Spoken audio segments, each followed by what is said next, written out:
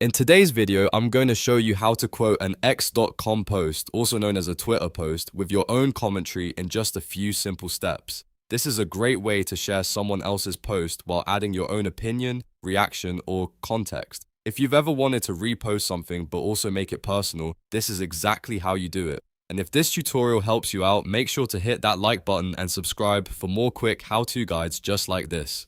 Alright, let's jump right in. First, open the X app or go to x.com in your browser and find the post you want to quote. Once you've found the post, look just below it for the repost icon. This is the button that looks like two overlapping arrows. Tap or click that icon to open the repost options. After that, you'll see a menu pop up with different choices. From that menu, select Quote.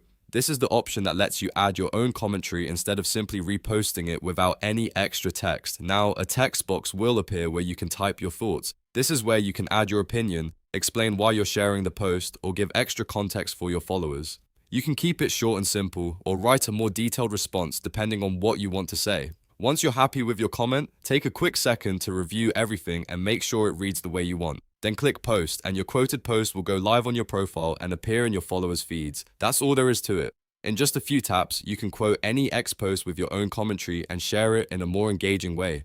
This is really useful for starting conversations, reacting to breaking news, or adding value to a post before sharing it with your audience. If this video helped you, don't forget to like the video and subscribe to the channel for more easy tutorials. Thanks for watching, and I'll see you in the next one.